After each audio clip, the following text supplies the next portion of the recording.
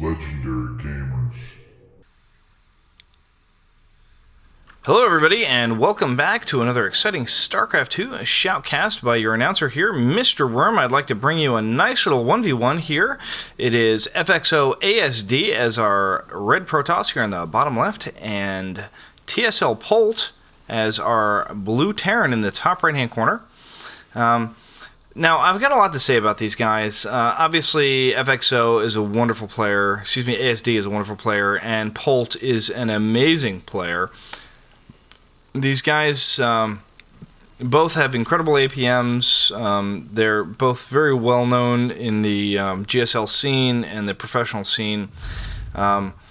So here's a story. I casted this game twice already, and twice I have screwed up my configuration. Now you guys know that I'm just getting back into casting here. I've been out of casting for a little while now, and I'm trying to get all my settings correct and work everything out. And sometimes you just have to make multiple videos. Now I don't want to punish you by not, putting that video out and publishing that video because I made a mistake. So obviously I'm just going to re-record. And sometimes that does not exactly work in our favor when it comes to these casts. So here Polt is. He's going for standard build, and it looks like ASD is going for a fairly standard build as well. And I like the way these guys are both queued up. Polt is queued up to go to here, if I have that correct. Yep, here. And ASD is queued up to go to his cutoff point. So that looks pretty good. And looks like ASD is taking his first gas. And let's take a look at the harvester count real quick. 14 to 15. So looks like ASD, 16 to 14. It's got a slight lead, and that's fairly standard, typical stuff. You're not really going to see too much in the way here. And there's a slight APM advantage. And should I do EPM? Yeah, let's do EPM. Wow, that is really in favor of the Protoss at this point. He is just blamming those keys away. Not the end of the world. So, ASD does manage to get a probe in here. A pesky little probe, as most gamecasters would say. And there is a Marine trying to ward away any scouting information that probe might pick up. Now, I love how every caster calls this a pesky probe. Okay, and it made me start thinking a little bit, why is this a pesky probe? Okay. Maybe it's a happy probe. Maybe it's a loving probe. Maybe it's a very gentle and caring probe. I mean, did that probe leave the Nexus today thinking to myself, I want to be a pesky probe? I don't think so. I don't think these casters really take the motivation to, really identify and understand what these probes are thinking. You know what? I think that's kind of one-sided, and I think that's very unfair. So command center going up for Polt. And I know that there is going to be an expansion going up for ASD any second here. And there is still no gas for Polt. And he is going on 23 supply out of 27. So, and we are chrono boosting out that Stalker. Zealot making his way across. Now, 4 Marines sitting at the top of the ramp. I really like this from Polt. And look how spread out they are. That is really nice, neat and clean. And he is doing an excellent job here. And that Zealot is immediately pushed away. It takes a little bit of hull damage. I don't really know if we should call it hull damage, because it doesn't really have a hull. I know that people refer to it as hull damage when they're talking to a Stalker. I mean, what do you really call it when, you've got a Zealot? I mean, maybe armor damage? I guess armor damage would be more appropriate. And look at that. He gets 2 shots off, soften him up a little bit, but look at the amount of hull damage that Stalker took. 27 out of 80, and that is not going to regenerate, ladies and gentlemen. So he's just going to go ahead and fall back, take the towers, and Polt is just going to continue knocking out these guys. Tech Lab going down there as he takes the second gas there. So he is going to be going for Marauders. So 3 racks Marauder. He's got a bunker up at the front. That all looks nice and tidy. And then ASD is going for his expansion a little bit after Polt at this point. And he is just going to go ahead and drop a couple extra gateways. And he's taking the expansion. So one is warping into warp gate technology. That's interesting. That's pretty sure. Oh, I'm sorry. That is the warp gate technology finishing. As it just as I click on that, that would happen to disappear, wouldn't it? So 2 Sentry Stalker sitting in the front. That's a pretty decent little Protoss wall, I guess you would call it. It's not too terrible. However, there is a lot of gas being banked up here for our Protoss, so I'm a little curious if he's just going to keep spending this on sentries. It looks like he is. He's already got 3 out. I would expect once these warp gate finishes that we're probably going to see, yep, more sentries. So he's going to go for a sentry wall right off the front, and he's going to make a push. So was it 3-gate pressure? It looks like 3-gate expand pressure. No, I'm sorry, he's got 3 more gates coming down here in the back, and they are about to finish up. So it is going to be 6-gate pressure here off 2 base, and TTSLPolt just continuing to macro up at the time being, and he has got everything just cranking out here. Nothing particularly dropping the eBay and building the factory. So I suspect that the moment he finishes this factory, he's probably going to switch to medevac. Yeah, and you can see how he's queued up right here to go ahead and drop the starport immediately. And he is probably just waiting. Yep, there we go. And there goes the starport. And here comes the push up the front. He has got quite a bit of sentries here. I think with some good force fields, he can probably take this. And look at all these SCVs coming to the front.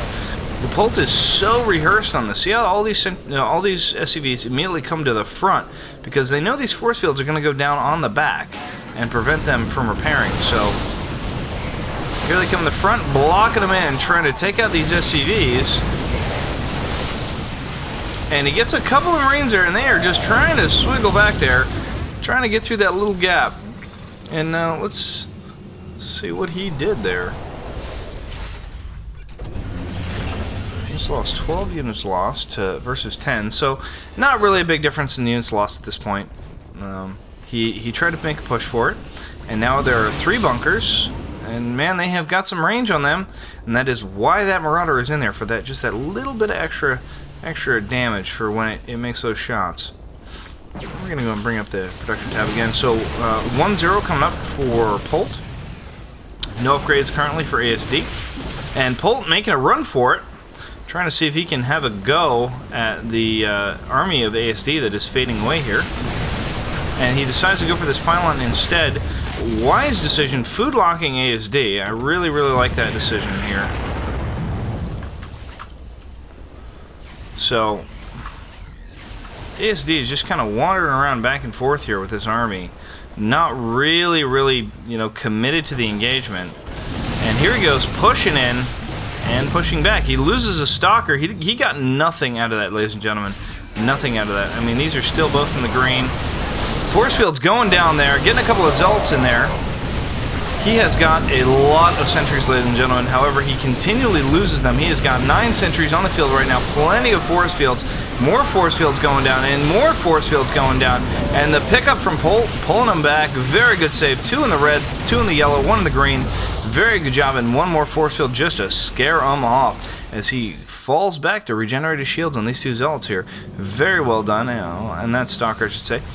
Another sentry and 2 more zealots coming in here, and he's got another pylon going down as Polt decides, you know, I'm just going to go ahead and move out here a little bit, see if I can't pick off these pylons. If I can, good.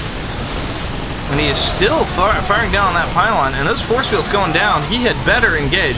This many sentries, ladies and gentlemen, mind you, we call them snow globes of death because they do very little damage, but in this amount, and it does look like a lot of those sentries got focus fired down. He is now down to 6 sentries, and that stalker just barely getting away from the damage range in time.